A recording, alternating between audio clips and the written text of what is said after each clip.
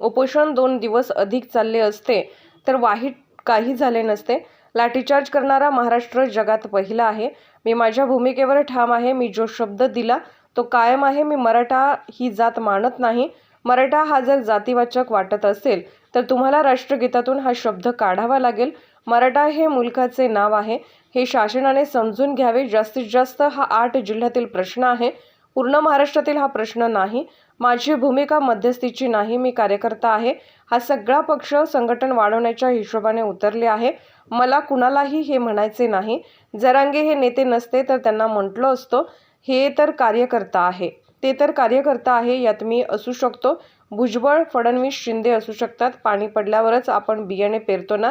ही राजकीय बियाणे पेरण्याची वेळ आहे. सरकार म्हणत आहे ओबीसीला धक्का न लावता आरक्षण दिले जाईल. मग सभा का घेतल्या जात आहेत? ही राजकीय पेरणी करण्याची वेळ आहे. ती पेरणी होत आहे. यातून नेत्याला भरपूर भेटल्याशिवाय राहणार नाही. समाजात तेढ होऊ नये याची काळजी सर्व नेत्यांनी घ्यावी. जर गाव खेड्यावर याचे परिणाम झाले तर ते विझवता येणार नाही. न्यायालयीन प्रक्रियेचा आम्ही जास्त अभ्यास केला नाही. प्रकाश आंबेडकर कुठल्या गोष्टीवर बोलत आहे ते माहीत नाही, पण ते तपासले पाहिजे. लुटले क्विंटलने आणि देत आहे किलोने. कांद्यावर निर्यात बंदी केली आणि आता तुम्ही कांदे देत आहात, मग आम्ही आमच्याच थोबाडीत मारून घ्यायची का? कांदा विदेशात जाऊ द्यायचा नाही आणि मोदी म्हणतात अच्छे दिन आएंगे. यापुढे जर कोणी मतदान मागायला आले तर कांद्यावाल्यांनी मतं द्यायची नाही तर कांदा हातात द्यायचा. आम्ही कांद्यासाठी भांडत आहोत. नेता गीता आम्ही बापापेक्षा शेतकऱ्यांपेक्षा जास्त मानत नाही.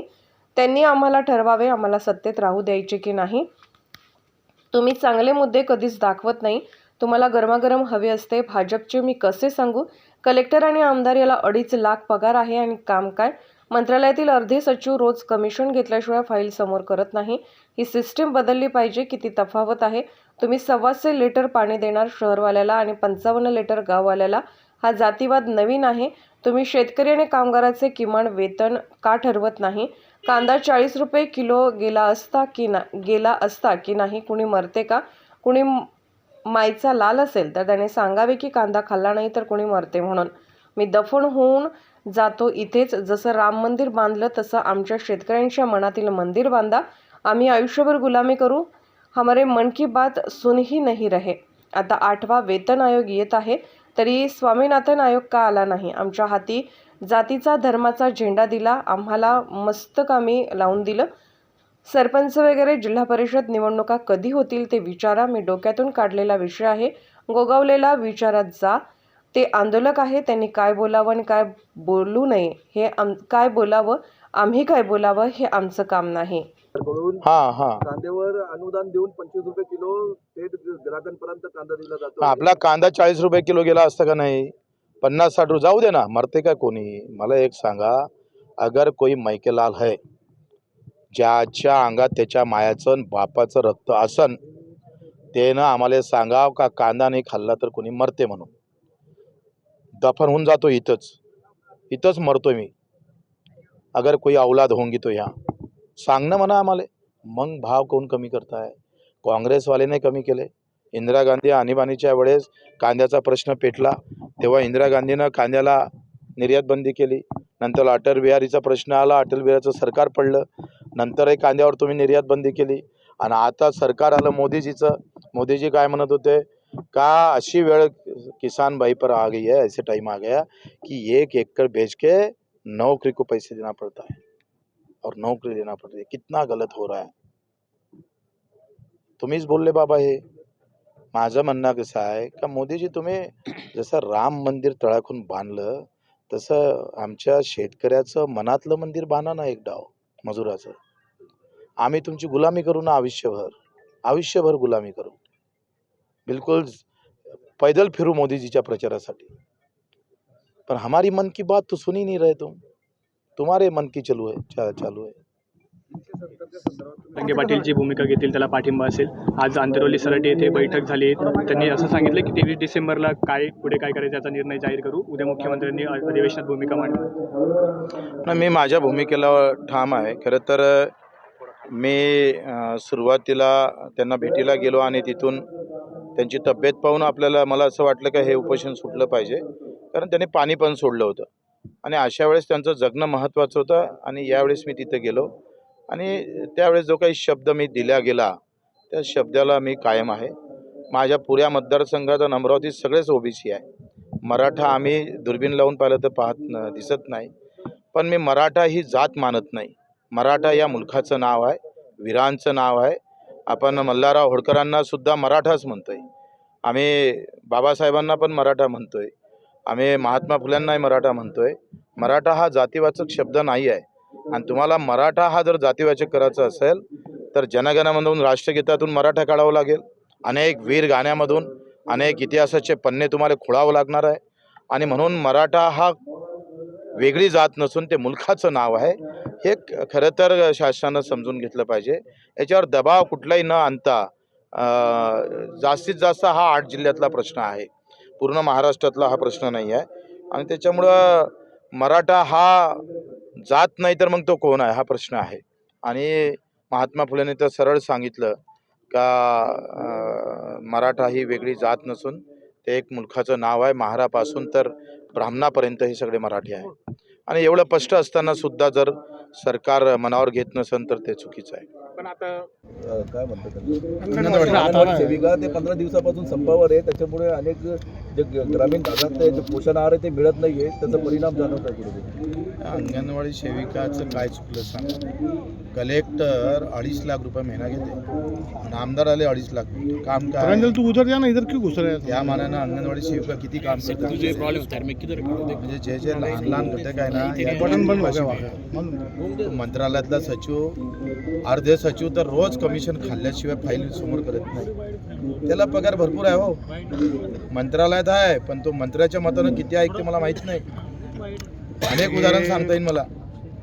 ही सिस्टेम बदलावाची वेळ आली आणि एवढी तफावत असते का. मी साधं सांगितलं मागच्या वेळेस का गावातल्या लोकांना, म्हणजे माझं गाव एक बोर्ड गेली का शहर लागतं आणि एक असा रस्ता गेला ना तर गाव लागते. इथं घर बांधलं ना गावात तर 1,36,000 भेटते आणि शहरात बांधलं ना बाजूनं तर 2,50,000 भेटते. एवढी हरामखोरी आहे, किती नालायकी आहे, काय म्हणावं याला. म्हणजे 100-125 लिटर पाणी देतो आम्ही शहरवाल्याला आणि गाववाल्याला 55 लिटर देतोय. ह्या जातीवाद नवीन आहे. म्हणजे खरा जातीवाद ओबीसी, मराठा, धनगर, बौद्ध, माळी, तिकडे आदिवासी दिसतं, पण अंदरून दुसराच जातीवाद सुरू आहे. अरे इधर अंदरचा जातीवाद काय, शेतकरी आणि कर्मचारी. हा नवीन जातीवाद निर्माण आम्ही ठेवतोय समोर. का हा जातीवाद काय करतोय तो. अरे तुम्ही कर्मचाऱ्याचं किमान वेतन ठरवताना 18,000 रुपये ठरवता, मग मजुराचं आणि शेतकऱ्याचं किमान वेतन ठरवा ना. त्याच्याही पोटाला भूक लागतं, त्यालाही खायला पाहिजे, त्याच्या अंगात रक्त आलं पाहिजे. मग तुम्ही आमच्या शेतकरी शेतमजुराचं किमान वेतन का ठरवलं नाही 75व्या वर्षामध्ये. ते एक वेतन ठरवून आम्हाला भाव नाही पाहिजे. 45,000 कोटी फक्त पेन्शनवर खर्च करतो आम्ही. पेन्शनवर किती लोकांसाठी, 10 लाख लोकांसाठी. आणि 5 कोटी शेतकरी शेतमजुरासाठी आम्ही वर्षाला 30,000 कोटी खर्च करतोय. आता 10,000 कोटी वाटप होऊन जाईल. तुमचे कांदा गेला आणि सोयाबीन गेलं आणि हे गेलंय, पण लुटलं किती त्याचा हिशोब दिला पाहिजे ना सरकारनं. हे कोणी बोलत नाही. आम्ही बोललो तर तुम्ही म्हणता सत्तेत असून असं कोण बोलता, म्हणजे तुम्ही आम्हालाही चूप करताय. हे बरोबर नाही, आम्हाला बोलू देत जा. केले जात आहेत. नाही, तुम्ही कसं आहे, तुम्ही विधानसभेतले चांगले बोलणारे मुद्दे टीव्हीवर तुम्ही थोडंसं तपासून घ्या लागेल. चांगले विषय मांडले गेले, पण तुम्हाला कसं पाहिजे, गरमागरम पाहिजे, तुम्हाला ब्रेकिंग पाहिजे. चांगले मुद्दे मांडले हो, तुम्ही दाखवलेच कुठं दाखवले. दुधाचा मुद्दा आम्ही मांडला, शेतमजुराचा मांडला, वाहन चालकांचा मांडला, कुठं दाखवले. ते ब्रेकिंग न्यूज नाही होत. ब्रेकिंग न्यूज काय, हे तुम्ही त्याचा अभ्यास करायला पाहिजे. आणि तो अभ्यास करून एक दिवस तो अभ्यास करा का ब्रेकिंग न्यूज व्यतिरिक्त काही न्यूज आहे सभागृहात, ते तपासा. नागपुरात हे जे काही वाद रंगलेले आहेत त्याकडे तुम्ही कसं बघतायत. इकडे म्हणतायत ओबीसीहून आरक्षण द्या, दुसरीकडे मला असं वाटतं का हा सगळा कोणालाही काही जातीपातीशी पडलेलं नाही आहे. पण या माध्यमातून कुठेतरी पक्ष संघटन वाढू शकतं, नेतृत्व मोठं होऊ शकतं. या हिशोबाने आता बरेच जण त्याच्यात उतरले आहे. जे तुम्हाला थोडक्यात छगन भुजबळांना म्हणायचं. नाही, मला कोणाला म्हणायचं नाही. ते आता जरांगे जर नेते असते तर जरांगेंना म्हटलं असतं, पण जरांगे पाटील कार्यकर्ता आहे, त्यांना कसं म्हणा.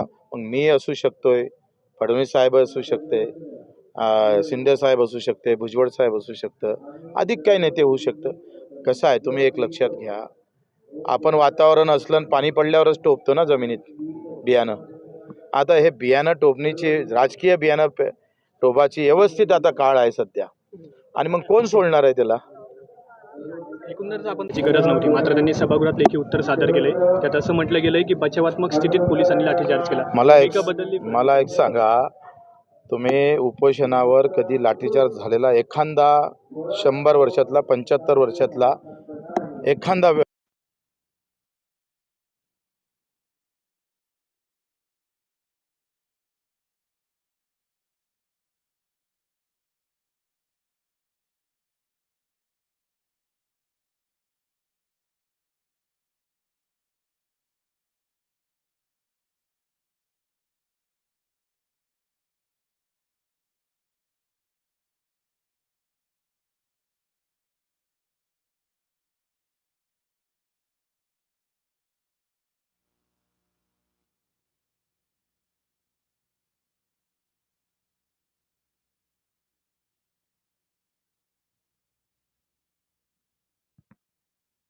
आणि त्यांनी हे कबूल केलं पाहिजे का प्रशासनाची सगळ्यात मोठी चूक आहे. आम्ही समजा उपोषण 2 दिवस आधी काही चाललं असतं तर वाईट तर काही झालं नसतं. आणि मग उपोषणाच्या स्थळी लाठीचार्ज करणारा महाराष्ट्र जगातला पहिला आहे, जगातला पहिला आहे.